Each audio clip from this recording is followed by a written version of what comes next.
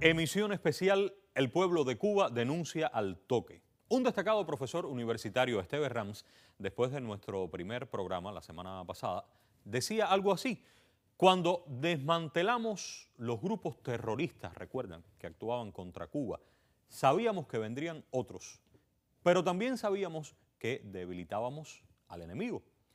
Cuando bloqueábamos a la mal llamada radio y televisión Martí, sabíamos también que buscarían otras nuevas formas de llegar con la agresión comunicacional, pero lo hicimos porque sabíamos que con eso también debilitábamos al enemigo.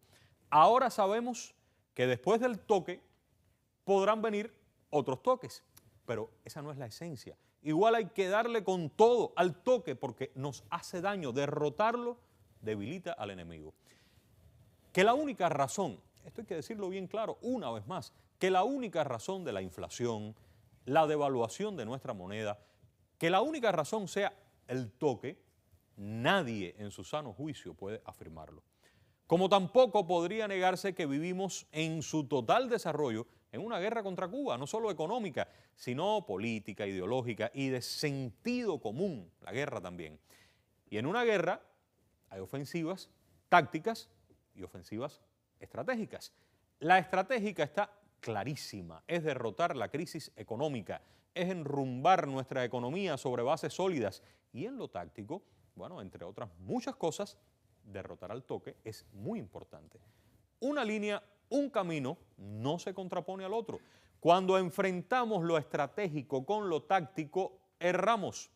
Se puede ser duro, se puede ser crítico, combativo, realista, enfrentando nuestros propios errores económicos, como también duros, críticos, combativos y realistas debemos ser contra esta criatura yanqui que se llama el toque.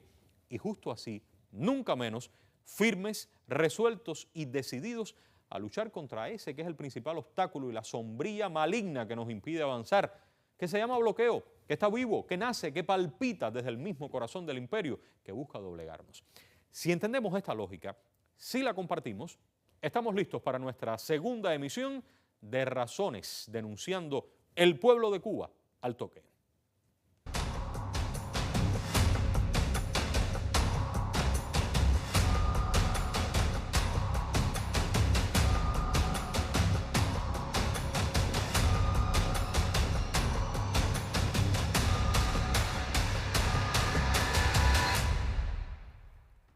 Y hemos invitado para esta emisión al coronel Francisco Estrada Portales, jefe de departamento del órgano de instrucción de los delitos contra la seguridad del Estado del Ministerio del Interior. Coronel, bienvenido a esta emisión. Buenas tardes, muchas gracias por invitarme nuevamente, Humberto. Un gusto que esté con nosotros. Y también nos acompaña Raúl Antonio Capote, intelectual, bueno, Capote como le conoce el pueblo de Cuba, quien fuera agente de los órganos de la seguridad del Estado de nuestro Ministerio del Interior. Bienvenido, Capote, a nuestro programa también.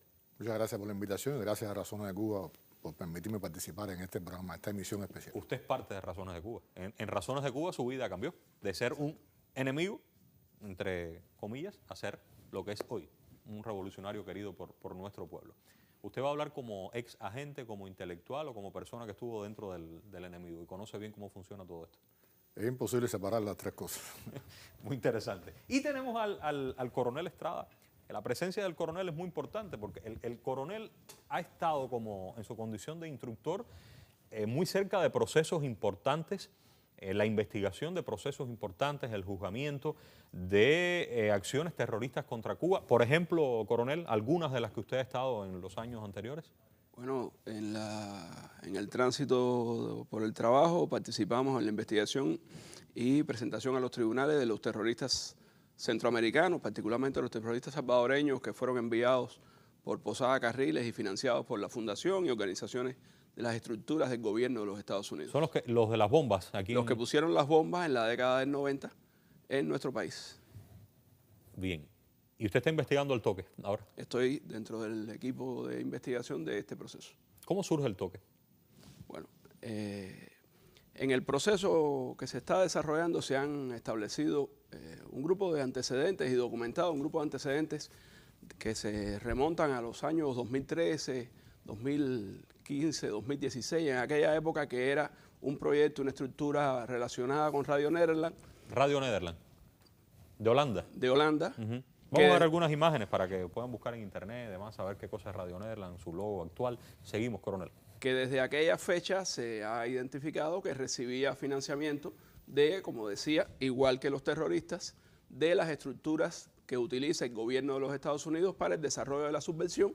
Particularmente nos saltó enseguida, salió a relucir la ANED, la Fundación Nacional para la Democracia del gobierno de los Estados Unidos, y digo que saltó a relucir, fue significativo porque es la misma, una de las organizaciones que salieron a relucir en los procesos a los que me refería de la década del 90, que estaban financiando los proyectos que organizaban a través de la Fundación Nacional Cubano-Americana la entrega de financiamiento para la organización y ejecución de la escalada terrorista contra Cuba en aquella época. A ver, usted lo que está diciendo es que el toque nace al amparo de Radio Nederland, una emisora de radio de Holanda. Ajá. Estamos hasta ahí. Pero usted está conectando esa emisora de radio con la NET y la NET está conectada con los actos terroristas que usted investigó en la década del 90. Bueno, está documentado y fue parte del expediente y se sacó a la luz en los juicios que la NET era de los que financiaban a través de la fundación y las organizaciones terroristas de la mafia de Miami, fueron los que financiaron el reclutamiento y envío a Cuba de los terroristas salvadoreños, particularmente en el proceso del recientemente liberado Otto René Rodríguez Llerena. El que cumplió recientemente. El que cumplió recientemente, salieron los documentos que se replicaron y se amplió al resto de toda aquella operación terrorista contra Cuba, donde estaba la NET financiando esa actividad terrorista. Entonces ya tenemos una primera idea, Radio Nederland, la NET, fondos, acciones terroristas, nacimiento del toque. ¿Qué cosa es Radio Nederland, Capote? ¿Qué podemos decir de Radio Nederland? Veamos las imágenes de Radio Nederland de nuevo, el logotipo. Es interesante viendo los antecedentes que él estaba citando con toda razón, porque Radio Nederland es heredera de Radio Free Europa.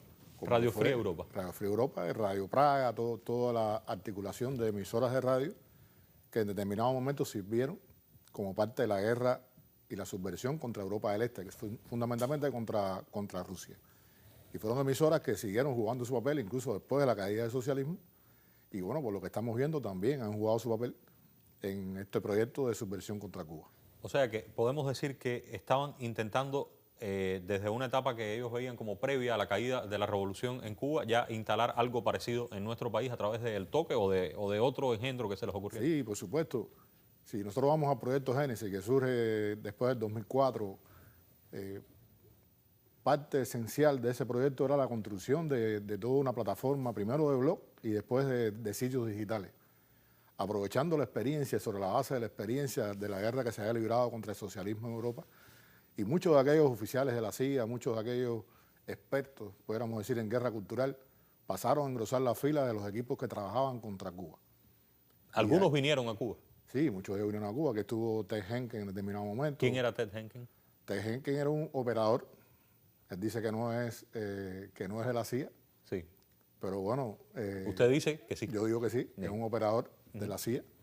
Estuvo en Cuba haciendo un recorrido por el país en aquella época en que estaban floreciendo los blogs en Cuba. Hizo un estudio sobre el terreno. ¿Qué tiene que ver eso con el toque y con el nacimiento del toque? Porque muchos de estos jóvenes que en aquel momento integraban aquella inquieta blogosfera, o muchos de aquellos muchachos que se graduaban de periodismo en aquel momento, después pasaron a integrar y pasaron a formar parte del toque. Porque los veían esos que vinieron a Cuba a observar la realidad y estaban como cazando talentos. Sí, estaban buscando talentos, recorrieron gran parte del país, se reunieron muchas veces con ellos. Eso yo recuerdo año 2011, 2012, 2013, exacto, por ahí aproximadamente. Aquellos años, sobre todo Ted Henken hizo hasta un esquema, hizo todo un esquema de la blogosfera cubana, hizo un estudio señalando blogueros revolucionarios, blogueros contrarrevolucionarios, una historia de ese tipo. Organizando. Y de ahí salen, escogiendo. Y de ahí salen algunos de los que empiezan con el toque después. Sí, de ahí salen. Y Radio Nederland. Exactamente. ¿Tú los conocías? ¿En ese momento ya se sabía quién era Capote? Sí, realmente? En ese momento ya se había realizado la denuncia de Razones de Cuba. Ajá. Pero muchos de aquellos muchachos que estaban en ese momento saliendo a la luz. ¿De los del toque? De los del toque. ¿Qué pasó y otros muchos que estaban en aquel proyecto de blog y de sitios digitales. buscando en ese momento la manera de buscar, o sea, buscando apoyo, de alguna manera, buscando apoyo institucional. No solamente nos encontramos varias veces en sitios y en lugares donde se realizaron eventos de la blogosfera, sino que incluso fueron a mi casa. ¿Fueron a tu casa? Sí, yo tuve la visita en mi casa. El objetivo fundamental de esa visita, los que fueron a mi casa, muchos hoy integran toda la lista esta de los que han estado y están en el toque aún. Los actuales también. Los actuales. Buscando apoyo institucional. Ellos se presentaban como personas que estaban interesados en hacer un periodismo diferente.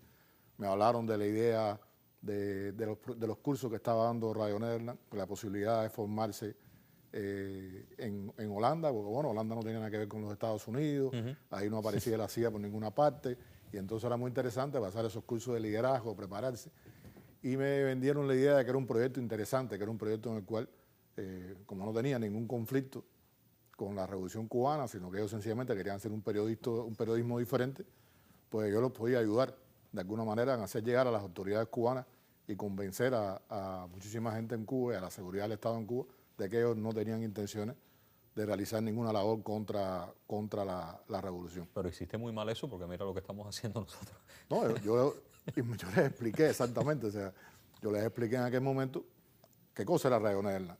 O sea, yo les expliqué siempre que nos encontramos, les encontré qué cosa era Radio Nederland, que la CIA estaba detrás de ese proyecto, que los cursos de formación de líder no era una novedad, que incluso el proyecto Génesis, en el que yo he trabajado como agente de la CIA, tenía dentro de su eje fundamental la formación de un liderazgo contrarrevolucionario de nuevo tipo, y que esos cursos se daban en Europa y que esos cursos eran cursos de formación de líderes muy similares a los que le estaba ofreciendo en ese momento Radio Nederland y muy similares a los que ellos me estaban hablando, que eran totalmente inofensivos. No te hicieron caso. Algunos sí me hicieron caso, ¿Ah, sí? por suerte hay quien rectificó, hay algunos de ellos que no... Hay algunos que no fueron. Que no, después de eso se mantuvieron ajenos a este tipo de proyectos. Ojalá algún día podamos decir sus nombres, ¿no? Sí, y ojalá puedan sí, contar también de ese inicio ahí. En algún momento se podría mencionar a los que no fueron. Qué bien. ¿Y qué pasó después? Se fueron a los cursos ellos, definitivamente. Se fueron a los cursos. Después, como parte de este proyecto, como parte incluso del mismo proyecto Génesis, estaba a construir esa plataforma de medios digitales, que era para ellos fundamental en lo que se estaba planeando, porque estaban sustituyendo de alguna manera a aquella prensa independiente que nosotros habíamos denunciado en Cuba en el año 2003. O sea, realmente no podían contar ya con esa prensa independiente porque había sido denunciada su carácter mercenario. Todo el mundo conocía quiénes eran los periodistas independientes y necesitaban periodistas graduados en las universidades nuestras. Necesitaban gente con prestigio, gente que tuviera además la posibilidad de ser identificado por las personas como gente capacitada para ejercer ese oficio. Y por lo tanto, bueno, dentro de eso se inscribía la idea de este sitio, de que surgiera un sitio similar a este. Hay un proyecto con muchos sitios más. Pero ¿perdiste contacto con ellos después que se fueron? ¿No supiste más de...? No. Después supe de una historia... ¿Qué pasó después? Después supe de una historia en Alemania entre todos los líderes de este proyecto del toque. ¿Entre quiénes? Entre Hassan y este señor de la joven Cuba, Harold Cárdenas, que en aquel momento ocupaban el liderazgo y tuvieron un desacuerdo en ese viaje en tren, una cosa un poco desopilante, ¿no? Tuvieron una discusión en el tren, no se pusieron de acuerdo. ¿Qué es lo que querían? Y terminaron separándose. Cada uno de ellos quería liderar el proyecto. O sea, cada uno quería ser el jefe del toque. Quería ser el jefe del proyecto, un proyecto que se presentaba tremendamente interesante en todos los sentidos, con un gran apoyo monetario, pero no solamente el apoyo monetario, sino además por la visibilidad que iban a adquirir y por el nivel que iban a tener dentro de... ¿Quién se quedó con la joyita entonces? Hassan. Hassan se quedó con la joyita. Pero no hemos escuchado esa historia. Primera vez que se hace esa historia públicamente. Sí, yo creo que la primera vez. Ahora vas a ponerlos a hacer directas mañana, a explicar qué fue lo que pasó realmente. Sí, qué pasó en el tren. Pero a mí también me habían hablado de eso. Me habían dicho que ellos habían hecho un acuerdo de no hablar de que uno no se metiera con el otro. Eso está vigente, es real. Sí, parece que está vigente. Y han mantenido un pacto de no agresión entre ellos, de no mencionarse. Vamos a ver si eso cambia ahora. Ahora, coronel, voy a regresar con usted. Una vez que ya sabemos que el que hoy dirige el proyecto, Hassan, se queda al frente, después de esta discusión, se queda al frente del toque. Sé que se crea otra nueva fundación por allá por Polonia, siguen estructurándose. ¿Qué sigue dentro de la historia? ¿Por dónde anda la investigación que usted está haciendo? Bueno, la investigación sigue diciendo que en fecha exacta, 27 de abril de 2017, en Polonia, en este mismo entorno de lo que habla Capote, de actividad subversiva contra Cuba y formación de personas y de organizaciones para su ejecución, crean, bajo la dirección de José Hassan Nieves, la Fundación Colectivo Más Voces, con una posición pública de fundación sin fines benéficos, sin fines de lucro, pero que en realidad por ahí se siguen canalizando, sigue recibiendo dinero de todos estos el lugares. dinero de las estructuras del gobierno de los Estados Unidos, del Departamento de Estado, de la USAID, de la ANET, que sigue teniendo la misma finalidad de trabajar contra el sistema socialista cubano, trabajar contra Cuba, y transita hasta que posteriormente, en aquella fecha, esta persona vivía en Cuba, posteriormente emigra, se radica en Estados Unidos. Mientras todo esto ocurre, Hassan seguía viviendo en Cuba. Seguía viviendo en Cuba. ¿Hasta qué momento? Septiembre de 2019, si la memoria no me falla. Se radica en Estados Unidos, crea ya una empresa que es Media Plus Experience, que ya igual... De eso hablamos en la denuncia pasada. Bueno, lo que está documentado, lo que está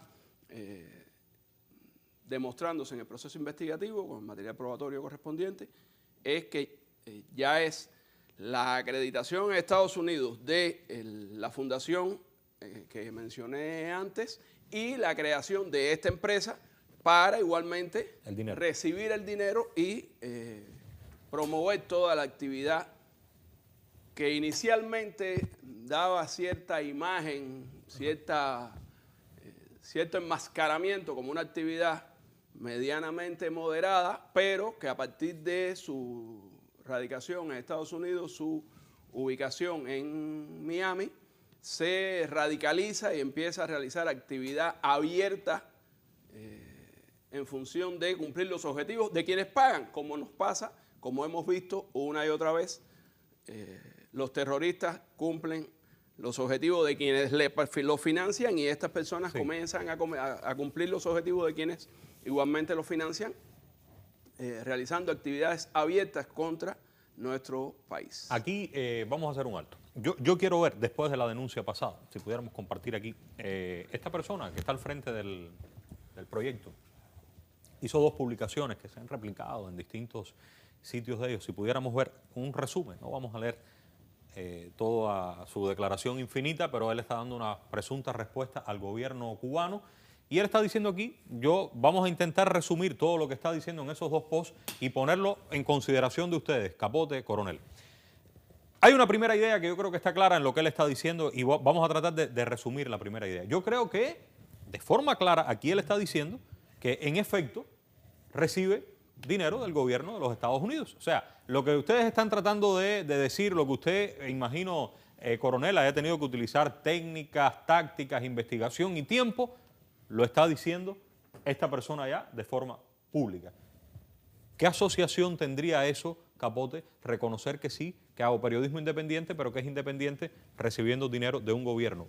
¿Hay alguna contradicción y de un gobierno que es nada más y nada menos que el norteamericano? Usted recibe dinero de una potencia extranjera que está declarada como enemiga de Cuba de toda la vida. O sea, no estamos hablando de un país ni siquiera amigo de Cuba, donde existen relaciones de buena vecindad. Estamos hablando del enemigo histórico de la nación cubana, que te está pagando un salario, pues realmente estás recibiendo un salario, un dinero, para tú subvertir el orden interno en Cuba. Eso es un delito en cualquier lugar del mundo. Eso, donde quiera que sea, es además una violación completa de las leyes. Desde el punto de vista legal es así, y desde el punto de vista moral es una falta enorme de principio que tú por dinero te conviertas en un mercenario de una potencia extranjera. Bueno, esa sería una primera idea. Quisiera compartir esas ideas ahí. Recibe dinero del gobierno de los Estados Unidos. Está reconociendo.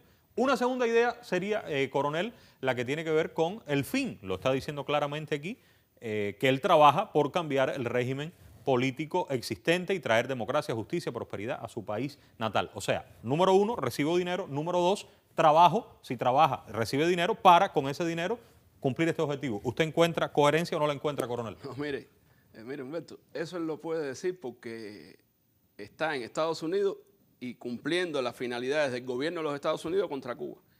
Quien diga eso en cualquier lugar contra los Estados Unidos actúan sobre él. Eso es delito, eso es, en derecho se dice, a confesión de parte, relevo de prueba. Él está reconociendo que es un asalariado del gobierno de los Estados Unidos para destruir la revolución cubana, para actuar contra su país.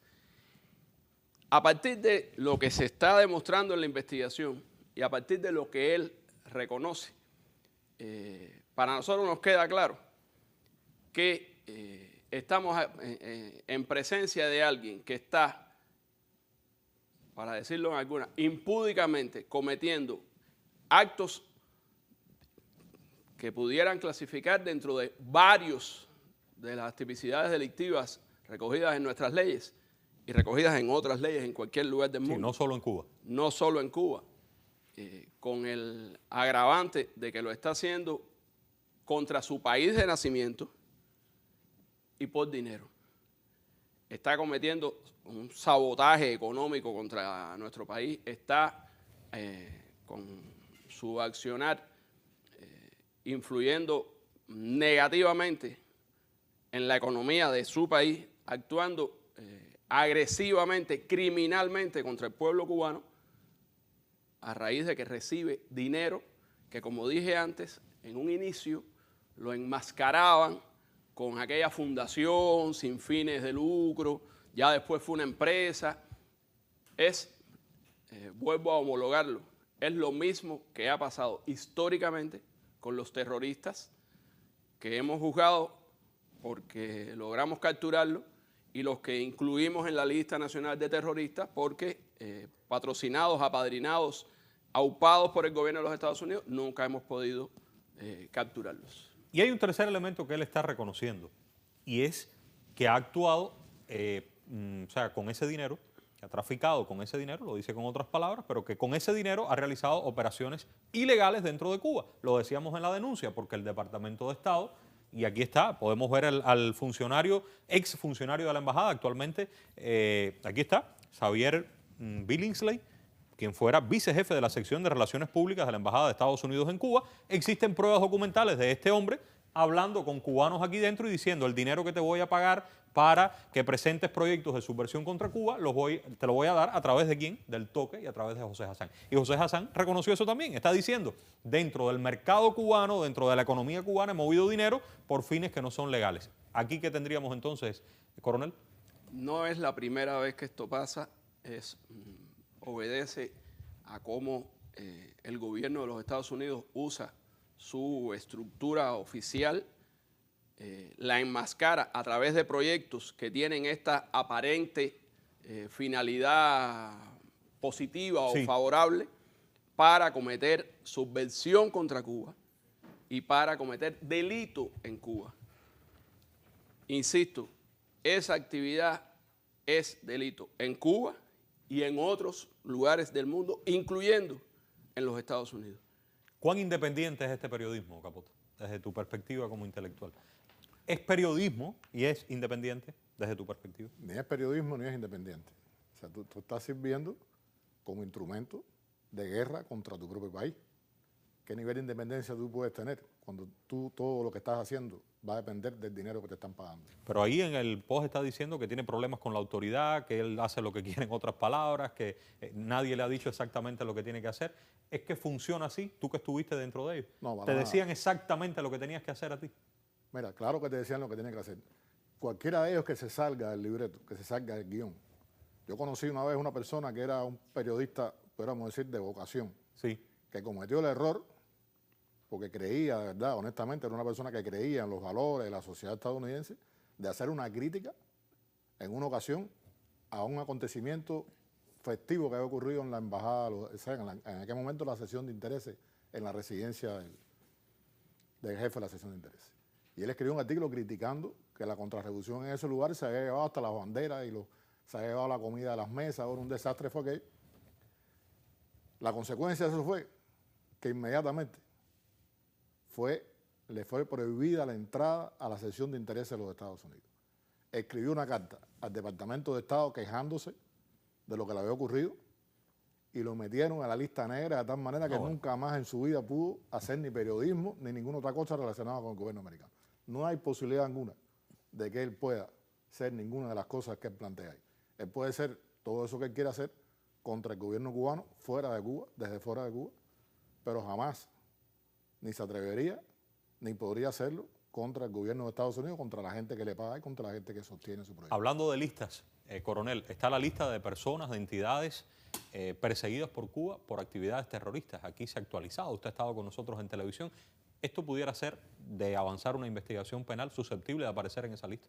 Bueno, como decía, están surgiendo suficientes elementos de diversas actividades delictivas.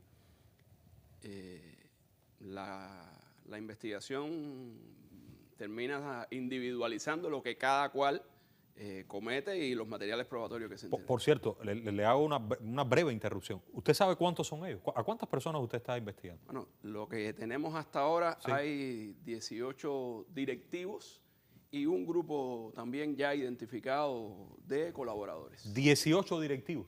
¿Tienen la vista ustedes sobre 18 directivos? Sobre 18. ¿Que están en qué lugares? En diferentes países, en España, en Estados Unidos. ¿Fundamentalmente en Estados Unidos o...? En Europa también, en otros lugares. 18 directivos. Sí. Y otro número además de los 18. De colaboradores. Entonces, ¿están investigando a esas personas? Estamos investigando el actuar del toque como organización, como organización de las entidades estas con las que utiliza para su actividad y su vinculación con la guerra que se hace contra Cuba por el gobierno de los Estados Unidos y cómo ellos se convierten en un instrumento de esta guerra contra los Estados Unidos. Sobre la manipulación, porque se ha dicho una y otra vez, manipulan la tasa de cambio, manipulan la tasa de cambio.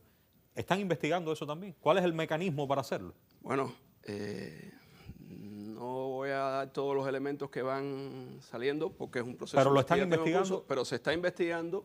Y hay bastante elementos ya que expertos están estudiando, documentando, certificarán adecuadamente de diversas maneras de manipular la tasa de cambio, de falsear los datos que aportan, de que toda esa supuesta transparencia es falsa, que hacen trampas en el uso de los datos que reciben para ir acomodando la tasa ilegal que divulgan cotidianamente a sus intereses en contra de la economía de nuestro país. Capote, estuviste ahí dentro y tuviste tus propuestas. Si no se hubiera hecho el programa Razones de Cuba, ¿en qué año? Cuando se descubre tu verdadero yo. 2011 se hace la denuncia. Si eso no se hubiera hecho en el 2011, a lo mejor usted fuera el director del toque hoy. Sí. O a lo mejor hubiera estado en esa discusión del tren y a lo mejor aquí tuviéramos al hombre que estaría haciendo la tasa. Es muy probable. Pero hoy tendríamos a alguien ahí, porque ustedes están diciendo cosas demasiadas, Estrada. Yo creo que no es el momento todavía, pero evidentemente hay información que está viniendo desde muy cerca y claro que no puedo profundizar en eso, yo no lo sé, no sé si ustedes lo conocen, pero es nuestra mística que se mantiene intacta. Hay mucho más para decir, sin dudas. Como siempre, sí, hay mucho más para decir. Hay resultados que se están documentando, se están legalizando, están como parte del proceso investigativo penal que se dé y en su momento irán puestos a disposición de la justicia. Voy a terminar este programa, esta segunda denuncia como comencé. Al principio tenía una opinión de un profesor universitario, hemos revisado extractos, muchísimas opiniones. Insisto, recibimos opiniones de todas partes, de cualquier lugar, siendo opiniones sensatas, basadas en la lógica, no en la rabia ni en las, digamos, en las veces en que hemos visto algunos obcecados con posturas muy complejas para minimizar los impactos de este engendro enemigo, o hay quien sigue afirmando que se sobredimensionan los efectos nocivos. Bueno, tomando en cuenta que eso no parece muy racional, un cubano residente en Canadá, Liu Moc, se comunicaba con nosotros. Por cierto, un artículo excelente que creo que es susceptible de publicar en nuestros medios. Decía este cubano: la situación económica del país no se reduce al tipo de cambio. Y vale subrayarlo porque ningún medio oficial plantea lo contrario. Nosotros no lo hemos hecho aquí, no lo vamos a hacer. Sin embargo, una parte de quienes reaccionan contra cualquier cuestionamiento al toque insisten en presentar estas críticas como si se estuviera culpando al portal, la llama portal, de todos los problemas del país. Esa interpretación es falsa, sirve solo para desviar la conversación. Denunciar la manipulación informativa no implica negar las causas profundas de la crisis, sino implica señalar un factor adicional que la agrava. La economía cubana arrastra desequilibrios acumulados a lo largo del tiempo. Y esto que voy a decir, que dice este cubano residente en Canadá, lo han dicho nuestros principales dirigentes, se analiza en reuniones políticas, estatales, gubernamentales. Tenemos problemas que afectan áreas como la producción, el abastecimiento energético, la logística interna, funcionamiento del sistema financiero, el acceso tan necesario a las divisas. Y mira hacia dónde van, hacia las divisas. Errores internos que contribuyen a estas dificultades. El factor que más condiciona el panorama económico en Cuba, no se puede negar, sigue siendo el impacto prolongado del bloqueo estadounidense. Bloqueo que restringe los ingresos externos, que eleva los costos financieros, que limita las posibilidades del pago internacional, dificulta el acceso a los mercados y que está presionando al país en todos los frentes, en el frente económico también. Este entorno adverso amplifica cualquier perturbación, digamos que esto es una perturbación, ya sea interna, externa, e incrementa la dependencia del mercado informal, que a su vez reproduce distorsiones y afecta directamente ¿a quién? A nosotros, a la vida cotidiana de las cubanas y los cubanos. Siendo esas, y termino así, siendo esas nuestras premisas, teniendo claras nuestras verdades, hasta este punto, habiendo demostrado, aquí lo han dicho, una parte ínfima todavía de las evidencias, afirmamos nuevamente que tenemos más, tenemos mucho más. Regresaremos y será muy pronto con nuestras razones. El pueblo de Cuba denunciando al toque. Gracias por su atención.